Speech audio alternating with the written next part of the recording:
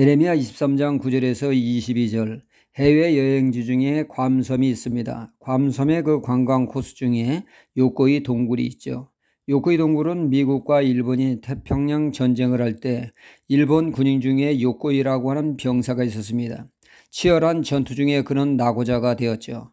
본부와의 연락이 차단되었던 것입니다. 그 결과 전쟁이 끝난 줄을 몰라 28년간을 정글에서 동굴을 파 그곳에 지내며 숨어 살았던 것입니다. 이를 사냥꾼이 발견하여 그는 비로소 일본으로 돌아갈 수 있게 되었습니다. 그가 살던 동굴을 재현하여 요코이 동굴로 관광 코스로 자리 잡게 된 것입니다. 상부와의 연락 두절이 천금 같은 청춘을 정글에서 허송세월을 하게 된 것이죠. 상부와의 연락이 두절되지 않았다면 그는 그 억울한 삶을 살지 않았을 것입니다. 전쟁이 끝났다 이 소리를 듣지 못해서 말이죠.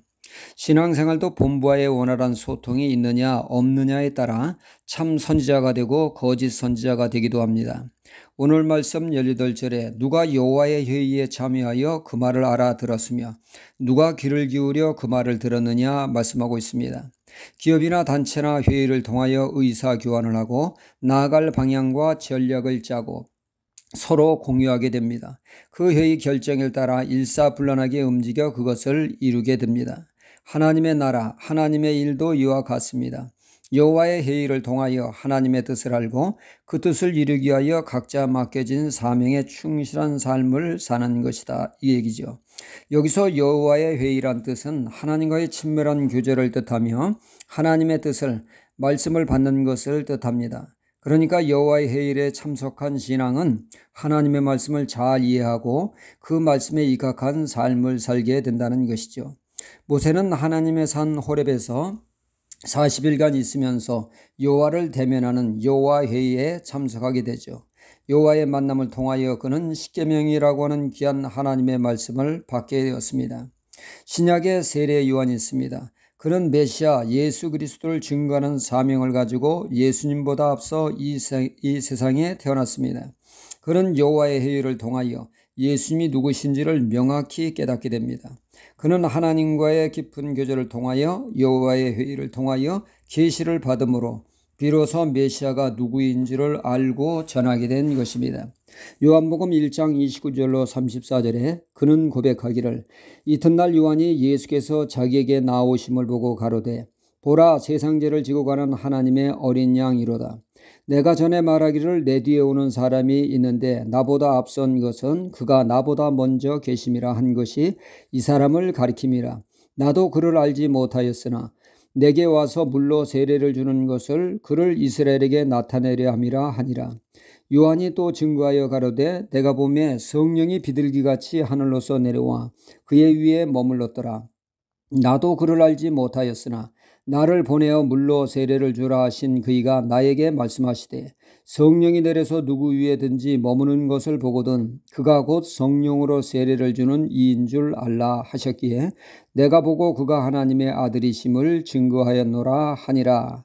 즉 그는 하나님의 여호와의 회의를 통하여 예수님이 하나님의 아들이요 메시아 되심을 계시로 받아 주님을 증거했다는 말씀입니다.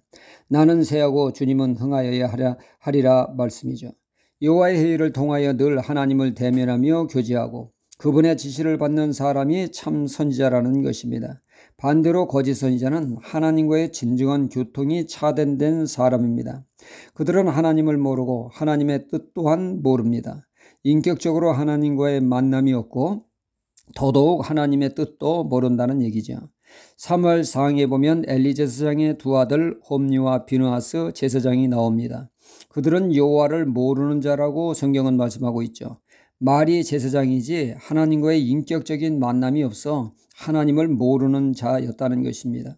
하나님을 모르니까 그들에게 두 가지 현상이 나타났습니다. 첫째는 하나님의 제사를 무시해서 하나님께 드려지는 제물을 자신들이 먼저 삼지창을 가지고 시식을 하는 즉 영적 타락의 모습을 보였습니다. 둘째는 도덕적 타락입니다. 성수 안에 허드렛일하는 여인들과의 성적 방종으로 도덕적으로 문제 있는 삶을 살았습니다. 그들은 말이 제사장이지 가짜 제사장이었던 것이죠. 오늘 말씀에도 거짓 선지자들은 하나님을 모르고 하나님 뜻도 모른다는 겁니다. 그래서 그들은 자기의 생각을 하나님의 뜻으로 둔갑시키고 우상 숭배로 영적 타락을 추구하며 도덕적 타락으로 나아가 그들의 가르침은 더욱더 백성들을 악으로 치닫게 했다는 것입니다. 참 선지자가 되는 것은 뭘 하고 안 하고의 문제가 아니라 여호와의 회의, 즉 하나님과의 인격적인 깊은 교제를 갖는 것이요 하나님의 뜻을 말씀을 통하여 깨우치는 것이라는 말씀입니다.